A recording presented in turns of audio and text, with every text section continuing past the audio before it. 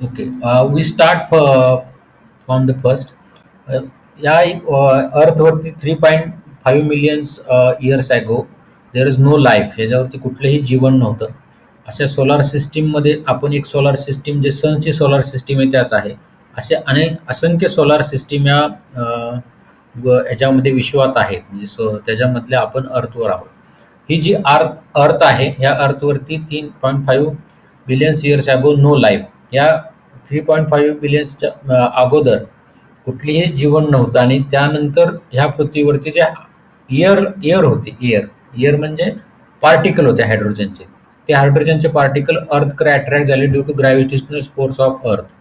त्याच्यामध्ये सॉलिडिफिकेशन झाले आणि एनर्जी क्रिएट झाली आणि ह्या एनर्जी क्रिएटमधून स्फोट होऊन वेगवेगळे पार्टिकल्स तयार झाले आणि याच्यामध्ये परत हे सॉलिडिफिकेशन होत गेलं आणि त्याच्यातून पुढे लिक्विड तयार होऊन वॉटर तयार झालं. ह्या वॉटरमध्ये बऱ्याच वर्षानंतर की एक लिव्हिंग ऑर्गॅनिझम अस्तित्वात आला.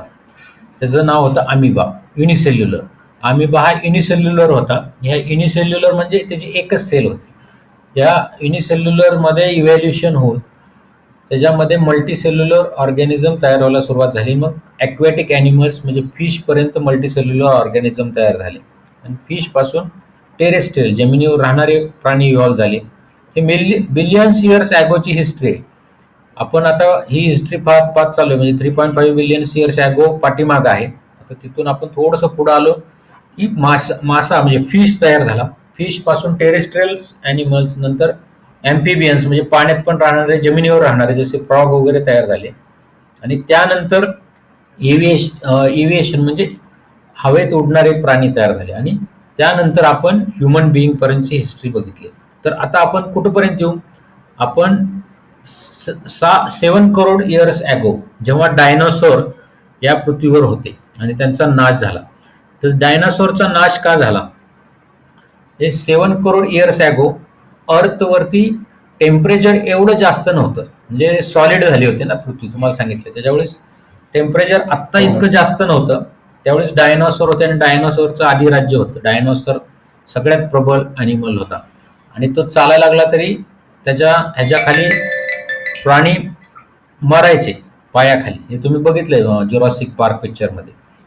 मग ह्या प्राण्यांपासून वाचण्यासाठी लेमूर नावाचा एक मंकी लाईक ॲनिमल होता. त्यांनी काय केलं की तो हुशार होता.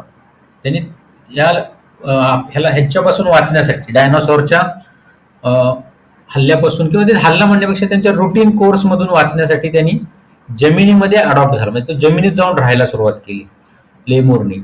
आणि याच काळामध्ये पृथ्वीचं टेम्परेचर, त्यावेळीचं टेम्परेचर वाढायला सुरुवात झाली आणि ह्याच्यामध्ये नुसतं शरीराने मोठं असून काय उपयोग नाही, नुसतं ह्यूज बॉडी असून उपयोग नाही. तर त्यांनी त्याला अडॉप्ट केलं नाही डायनॉसॉरने आणि डायनॉसॉर नाश झाले कारण त्यांनी त्याला अडॉप्ट केलं नाही. आणि मग त्यानंतर हा लेमूर जो मंकी लाईक म्हणजे उंदरासारखा दिसायला होता तो बाहेर आला आणि तो पृथ्वीवर त्याचं जीवन सुरू झालं. म्हणजे होतच, फक्त तो जमिनीतून बाहेर आला.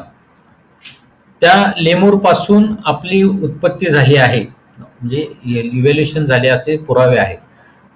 लेमूर हा मंकी लाईक होता पण मंकी पासून इव्हॉल्व्ह झालेलो नाही. कारण आपण जर मंकी पासून आपलं इव्हॅल्युएशन झालं असतं तर आत्ता मंकी दिसले असते का? नाही. आता आपल्याला मंकी दिसत नाहीत. कुठं मंकी दिसतात, मग आपल्याला मंकी दिसले नसते जर इव्हॅल्युएशन झालं असतं. तर मंकी दिसतात त्याचा अर्थ आपण मंकी पासून इव्हॉल्व्ह झालं नाही. लेमूर दिसतो का? नाही. तर लेमूर पासून दोन इव्हॅल्युएशन होत गेले. एक म्हणजे ज्याला शेपटी आहे ते मंकीज कडे गेले आणि ज्याला शेपटी नाही ते एप. मंकी आणि एप मध्ये फरक आहे की एपला शेपटी नसते, मंकीला शेपटी असते. Do you understand? म्हणजे monkey having tail and ape don't have a tail. मग त्यापासून एप तयार झाला. त्यानंतर आपण आता 7 करोड पासून 4 करोड कडे येऊ. Tail of this monkey like animal is a disappear. आणि म्हणजे तुम्हाला काल हे पिक्चर दाखवलं होतं. हे बघा, हा लेमूर दिसतोय, हा 7 crore years ago dinosaur perish झाल्यानंतर हा भूत जमिनीवर आला. तो फक्त आत जमिनीवरून बाहेर आला, जमिनीत होता. त्यानंतर 4 करोड इयर्स ॲगो हा मंकी लाईक बट टेल नसलेला टेल नसलेला प्राणी इव्हॉल्व झाला लेमूर पासून. तर त्याचं नाव होतं इजिप्तपॅथिकस. म्हणजे हे नावं कशी दिलेले आहेत की त्यांचे फॉसिल जिथं जिथं सापडले. ते पण ह्याचं नाव जरी इजिप्तपॅथिकस असलं तरी त्याचं ते कुठं सापडलेले आहेत, आफ्रिकामध्ये सापडलेले आहेत. त्यानंतर ह्यांची ब्रेन डेव्हलपमेंट होत गेली ह्या इजिप्तपॅथिकसची. आणि त्या ब्रेन डेव्हलपमेंटच्या बरोबर जेव्हा हे प्राणी पृथ्वीवर आले त्यानंतर हा इजिप्तपॅथिकस आल्यानंतर त्या परत क्लायमेटिक चेंजेस होत गेले आणि क्लायमेटिक ड्राय होत गेलं. त्यामुळे हा इजिप्तपॅथिकस जो ट्रीवर राहायचा, झाडावर त्याचा राहायचा, तो जमिनीवर आला. इजिप्तपॅथिकस जमिनीवर आल्यानंतर पूर्वी ट्रीजवर असल्यामुळे तो झाडावरून पुढून कोण येते त्याला दिसायचं.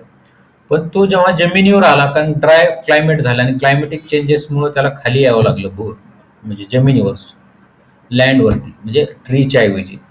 आणि मग त्याला पुढून येणाराच एनिमी कुठला आहे, प्राणी कुठला आहे हे कळण्यासाठी तो अशी पोझिशन त्यांनी घ्यायला सुरुवात केली. म्हणजे ते हात तो वर, म्हणजे पुढचे जे लेग्स आहेत तो पुढे असं करायला सुरुवात केली. आणि दिस स्टार्ट इव्होल्युशन. आपण बघितलं जिराफने जसे मान वर वर करत गेला तर त्याची मान मोठी होत गेली, तसा हा इजिप्तपॅथिकस जेव्हा ड्रायोपॅथिकसच्या ह्याच्यात जायला सुरुवात झाली तसं त्यांनी हात वर करायला सुरुवात केली आणि तो 2 पायाच्या ह्यानी चालायला सुरुवात केली. आणि मग हळूहळू ड्रायोपॅथिकस जरी हात टेकून चालत असला तरी पुढे जाऊन त्याचा रॅमॅपॅथिकस मध्ये त्यांनी हात टेकवायचं बंद केलं. म्हणजे हे जो रॅमॅपॅथिकस आहे हा इव्हॉल्व झाला. कधी रॅमॅपॅथिकस 1 करोड इयर्स ॲगो, म्हणजे 1 करोड वर्षापूर्वी हा इव्हॉल्व झाला. कुठला? रॅमॅपॅथिकस. रॅमॅपॅथिकस नंतर पुढं त्यांनी स्वतःची शस्त्र बनवायला सुरुवात केली, म्हणजे हत्यार आपल्या हंटिंगसाठी, म्हणजे शिकारीसाठी, स्वसंरक्षणासाठी. आणि ज्यांनी ह्या हंटिंगसाठी हत्यार जे करायला सुरुवात केली ज्या ॲनिमलनी, म्हणजे इव्हॉल्युशन झालं, त्याला ॲस्ट्रेलोपॅथिकस असं म्हणतात. हा ॲस्ट्रेलोपॅथिकस हे त्याचं नाव जरी तिथलं असेल तर तो ॲस्ट्रेलियातला नाहीये, आफ्रिकामध्येच तो इव्हॉल्व झाला. आणि रॅमॅपॅथिकसचं तुम्हाला सांगायचं राहून गेलं, रॅमॅपॅथिकस साऊथ आफ्रिकेत जरी असला तर त्याच्यासारखे same fossils India, Pakistan, south आपल्या एशियन कंट्रीजमध्ये सापडले. त्याला शिवापॅथिकस म्हणतात. शिवापॅथिकस म्हणजे भगवान शिवचा जो कालावधी असावा म्हणून त्याला शिवापॅथिकस त्या काळात ते सापडले. त्यानंतर ॲस्ट्रोलोपॅथिकस सांगितलं. त्यानंतर स्किल ॲनिमल, म्हणजे ज्याच्याकडे स्किल होते, स्किल म्हणजे कौशल्य होतं, त्या कौशल्य असलेला ॲनिमल इव्हॉल्व झाला. त्याला स्किल्ड ह्युमन असं म्हणतात. तो 20 लाख इयर्स ॲगो इव्हॉल्व झाला. त्यानंतर जो हा माणूस होता स्किल मॅन, त्याच्यापासून पुढं इरेक्ट पोश्चर असलेला इरेक्टोपॅथिकस, म्हणजे मायनवर इरेक्ट म्हणजे पूर्ण असा ताट उभा राहिलेला, तो इरेक्टोपॅथिकस तयार झाला. इरेक्टोपॅथिकस, इरेक्ट म्हणजे सरळ, कारण त्याची मणक्याची रचना बदलत गेली आणि पायाच्या इथलं जे पेल्विक गर्डल आहे ते स्ट्रॉंग होत जाऊन तो पायावर चालायला सुरुवात केलीच होती, पण तो इरेक्ट झाला, म्हणजे सरळ ताट उभा राहिला. त्याला इरेक्टोपॅथिकस असं म्हणतात. हा इरेक्टोपॅथिकस साधारणपणे 15 लॅक्स इयर्स ॲगो होता. त्यानंतर 1.5 लॅक्स इयर्स ॲगो जो इव्हॉल्व झाला तो निअँडरथल मॅन, हा सगळ्यात हुशार माणूस होता आतापर्यंत इव्हॉल्व झालेल्या ह्याच्यात. या निअँडरथल मॅन म्हणजेच आपल्या कृष्णाचा काळ असावा असं काहींचं म्हणणं आहे. त्यानंतर जो झाला क्रोमॅग्नन मॅन. हे आपण आता ह्यांचं इव्हॅल्युशनचा स्टडी पाहिला की कसे कसे प्राणी पुढे पुढे येत गेले. तर आता ह्या तुमच्या बुक्समध्ये जे आपण आता नोट्स दिल्यात ते काल वाचत होतो. फक्त कालच्या नोट्स मी जरा ब्रीफली फास्टली वाचतो. काल आपण ह्या 4 लाख इयर्स ॲगो पर्यंत आलो होतो, बरोबर? तर मी ह्युमन इव्हॅल्युएशन टू हे शॉर्टली म्हणजे फास्टली वाचतो. तुम्हाला काल मी एक्सप्लेन केलेलं आहे. तर ह्युमन इव्हॅल्युएशनमध्ये तुमच्या बुक्समधल्या नोट्स आहेत, त्यात काय तुम्हाला आता परत शंका असली तरी आता तुम्ही विचारू शकता. Human evolution, the biodiversity that is known today has been said to be a from very simple unicellular organism due to evolution. म्हणजे मी तुम्हाला जे सांगितलं तसं की ह्या बायोडायव्हर्सिटी फक्त unicellular organism to up to us म्हणजे आपल्यापर्यंत इव्हॅल्युएशन झालंय. आपल्यापासून पुढे ही इव्हॅल्युएशन होणारच. आपल्यापासून नवीन कुठला तरी नवीन स्पेसिस येणार, कारण हा रूल आहे इव्हॅल्युएशनचा. In this evolution, origin of human evolution can be shown as per the picture given below. हे फक्त माणसाचं इव्हॅल्युएशन आहे की माणूस कसा होत गेला हे पिक्चर मध्ये दाखवलंय. Last dinosaur disappeared approximately 7 crore years ago. At the time, monkey-like animals are said to be evolved from some ancestor who are less similar to the modern lemur. Lemur सारखे दिसणाऱ्या याच्यापासून मंकी लाईक ॲनिमल्स इव्हॉल्व्ह झाले. Tail of this monkey like animal of Africa is said to be disappear about 4 crore years ago. म्हणजे ह्याची हे जे इजिप्तोपॅथिकस दाखवला त्याची टेल गेली. पहिल्यांदा लेमूर, एशियंट्स, ओरिजिन, डायनॉसॉरच्या काळात, त्यानंतर इजिप्तोपॅथिकस 4 करोड इयर्स ॲगो. त्यानंतर they develop to enlarge the brain their hands and also improve thus the ape like animal were evolve. त्याचा ब्रेन डेव्हलप होत गेला आणि एप लाईक ॲनिमल तयार झाला. Meanwhile the ape like animal reach to the south and north east Asia and finally evolve into the gibbon and orangutan. म्हणजे आपल्या इकडे आले साऊथ अँड नॉर्थ ईस्ट एशियामध्ये जे हे ॲनिमल आले आणि त्यांचं नाव त्यांनी दिलेलं आहे गिबॉन अँड ओरंगुटान. ही त्यांची ती नावं आहेत. Remaining ape like animal stayed in Africa. ती राहिलेली जे ॲनिमल्स आहेत ते आफ्रिकामध्येच राहिली. And from them gorilla and chimpanzee are evolve. हे तुम्हाला सांगितलं ना की गोरिला आणि चिंपांजी इव्हॉल्व व्हायला सुरुवात झाली 2.5 crore years ago. 2.5 crore years ago जे हे ड्रायोपॅथिकस जे आहे या ड्रायोपॅथिकच्या काळातच एक एक कुठल्या साईडला गेलं, एक गोरिला आणि ह्याच्यामध्ये गोरिलाचं एक इव्हॅल्युएशन झालं. गोरिला आणि चिंपांजी जे आत्ताही आपल्याला दिसतात, गोरिला आणि चिंपांजी. आपल्या सगळ्यांचं अँसिस्टर हा लेमूरच आहे. लेमूर पासून हे पुढं इव्हॅल्युएशन होत गेलं. They had use their hands more for eating and food and other work. त्यांनी त्यांचा हात खाण्यासाठी आणि काम करण्यासाठी वापरले गेले. म्हणजे फक्त वॉकिंगपेक्षा न करता त्यांनी खाण्यासाठी आणि अदर वर्कसाठी वापरायला सुरुवात केली. म्हणजे फ्रंट लेग्स म्हटलं तरी चालेल, पुढचे पाय. कारण पूर्वी 4 लेग्स होते ते आता तो हळूहळू 2 लेग्स पर्यंत यायला सुरुवात झाली. Those ape started to live on land as a forest started to decline due to the dry environment. त्या काळात काय झालं की फॉरेस्टमध्ये ड्राय एन्व्हायरमेंट व्हायला सुरुवात झाली. Their pelvic girdle develop in a such way that they started to stand in erect posture. मग त्यांचं जे पेल्विक गर्डल आहे, पेल्विक गर्डल म्हणजे हा भाग जिथं पाय शरीराला जोडला जातो, तो इव्हॉल्व व्हायला सुरुवात झाली आणि तो इरेक्ट म्हणजे सरळ उभा राहायला सुरुवात झाली. Thereby the hands become available for use any time. आणि तो सरळ झाल्यामुळे त्याचे हात कुठल्याही गोष्टी करायला मोकळे झाले. This first human like animal erect posture which is been using the hands have evolve 2 crore years ago.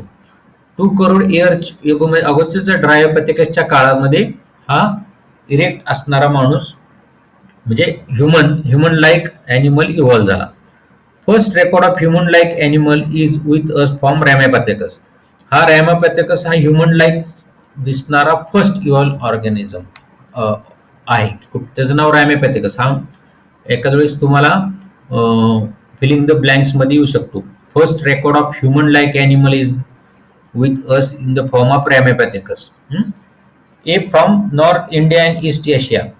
तो नॉर्थ आणि ईस्ट एशियामध्ये पण सापडला. म्हणजे आपल्याकडे पण तो रामेपॅथेकस सापडला. त्याला शिवापॅथेकस म्हणून ओळखला जातो. तुमच्या बुक्समध्ये शिवापॅथेकसचा उल्लेख नाही. आफ्रिकामध्ये अँड ईस्ट आफ्रिकात पण तो सापडला. Afterward this ape grown up in size and become more intelligent and thus ape of South Africa evolve about 40 lakhs years ago. मग हा जो इंटेलिजंट मॅन आहे, हा ॲस्ट्रोलोपॅथेकस, हा intelligent man 40 lakhs years ago evolve झाला. आता इथपर्यंत आपण काल पाहिलं होतं. आता त्याच्यानंतर पुढं जर तुम्ही morphology of this human like animal started to appear like to be a member of the genus Homo. आता होमो नावाची जी स्पेसिसला नाव दिलं गेलं, तो होमो म्हणजे ह्युमन लाईक स्ट्रक्चर. हे त्याच्या बाहेरील एक्सटर्नल ॲपिअरन्सवर, मॉर्फॉलॉजिकल ॲपिअरन्सवरून होमो नाव दिलं गेलं. तर ते homo now about 20 lakh years ago this skill man, त्याला होमोसेपियन म्हणतात. स्किल लाईक ॲनिमल जो आहे हा, हे जे चित्र आहे स्किल लाईक 20 लॅक इयर्स अगो, हो ह्युमन स्किल लाईक ह्युमन म्हणजेच होमोसेपियन. आपण पण होमोसेपियन सेपियन आहे, आपल्याला 2 वेळा सेपियन म्हणायचं, कारण ह्याच्यात थोडीशी स्पेसिस इव्हॉल्व झाली. हा 20 मिलियन्स अगो होमो नाव असलेला ॲनिमल इव्हॉल्व झाला. त्याचा स्किल ह्युमन किंवा त्यालाच होमोसेपियन असं म्हणतात. About 50 lakh million years ago human walking with erect posture was evolve. त्यानंतर 15 लॅक इयर्स अगो इरेक्ट पोस्चरमध्ये चालणारा ह्युमन इव्हॉल्व झाला. त्याला इरेक्ट होता. इरेक्ट म्हणजे ताट उभा राहत होता, म्हणून त्याला इरेक्टोपॅथेकस असंही म्हणतात. It may have exist in China, Indonesia. China, Indonesia आणि एशियामध्ये पण त्याचे फॉसिल सापडलेले आहेत. Evolution of upright man continued in direction of developing its brain from period about 1 lakh years ago. जेव्हा आपल्या आत्तापासून 1 लॅक इयर्स पूर्वी, म्हणजे साधारण ह्या इथं म्हणजे नेअँडरथल मॅनच्या काळात असं लक्षात आलं की ह्यांचा ब्रेन डेव्हलपमेंट सुरू झालेली आहे. मग 1 lakh years and meanwhile it discovered to the fire. मग ह्या ब्रेन असलेल्या स्पेसिसने फायरचा म्हणजे आगीचा शोध लावला, आणि त्याच्या मग आगीचा शोध लागल्यानंतर, फायरचा शोध लागल्यानंतर ते शिजवण्यासाठी, संरक्षणासाठी, अशा बऱ्याच गोष्टीसाठी त्यांनी फायरचा यूज करायला सुरुवात केली. Brain of 5,000 years old man had been sufficiently evolved the extent that it could be considered as a member of class Homo sapien, wise man. म्हणजे Homo sapien असं त्याला म्हटलं. Neanderthal man can be considered as the first example of wise man. हुशार माणूस म्हणजे Neanderthal man. 50,000 years ago हा जो Neanderthal man evolve झाला, तर तो wise man, first wise man is Neanderthal man. This evolution has been faster than the earlier. म्हणजे आता 7 करोड टू 4 करोड बराच काळ गेला. 4 करोड टू 2 करोड, 2 करोड टू 1 करोड, करोडो वर्षे गेली. पण ज्ञान जसं जसं आपण जवळ येत गेलो, हे बघा त्याचा 15 लॅक्स इथं अंतर कमी होत गेलं. म्हणजे आपल्या इव्हॅल्युएशनचा इयर्स कमी होत गेले. लक्षात येते का तुमच्या? तर this Cro-Magnon man evolve about 50,000 years ago. म्हणजे आत्ताच्या काळात हा क्रोमॅग्नॉन मॅन इव्हॉल्व झाला. This evaluation had been faster than earlier. म्हणजे जसं लेमूर पासून पुढचा म्हणजे इजिप्तोपॅथेकस पासून पुढं लेमूर टू इजिप्तोपॅथेकस साधारणपणे किती 3 करोड लागले, इयर्स लागले, 3 करोड इयर्स. त्यानंतर परत 2 करोड इयर्स लागले. पण त्यानंतर फास्ट इव्हॅल्युएशन होत गेलं. म्हणजे आता आपल्यापासून पण पुढचं इव्हॅल्युएशन फास्ट होऊ शकतं. ते म्हणजे विदिन 1000 इयर्स किंवा 50 नाही होणार, 500 इयर्स इव्हॅल्युएशन होऊ शकतं. About 5,000 years ago wise man start to practice the agriculture.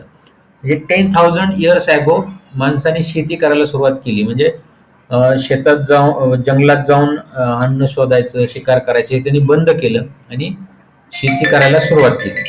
It started to refer the cattle herds and establish the cities. त्यांनी स्वतःची म्हणजे जनावरं पाळायला सुरुवात केली आणि एक सिटी डेव्हलप केली, जसं तुम्हाला मोहनजोदडो हडप्पा होते तशा.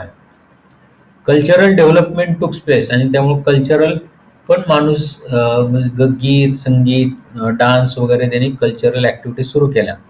Art of writing was invented about 5000 years ago. Writing सुरुवात झाली अँड दस हिस्ट्री हॅज बीन स्टार्टेड. मग तिथून हिस्ट्री लिहायला सुरुवात झाली. Modern science emerge about 400 years ago. मग सायंटिस्ट यायला सुरुवात झाली. न्यूटन असेल, डार्विन असेल, हे 400 इयर्स ॲगो याला सुरुवात झाली. And industry establish 200 years ago. Now it reach this stage till this reaching the details of root of human ancestors. म्हणजे आता त्या 200 वर्षापूर्वी आपल्याकडे काय झालं? 200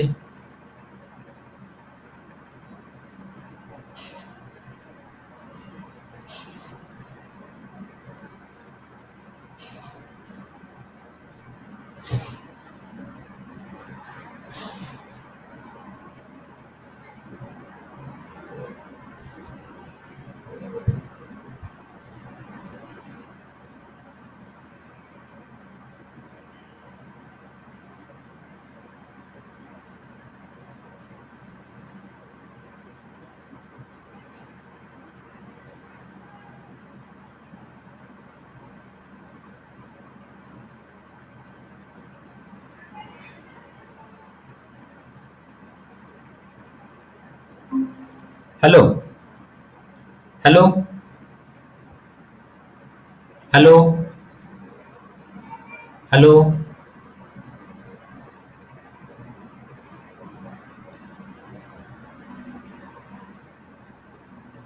हॅलो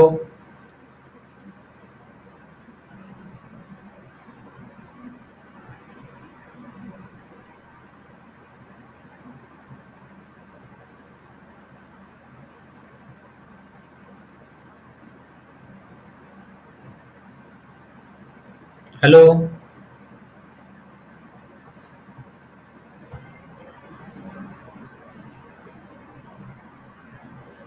हॅलो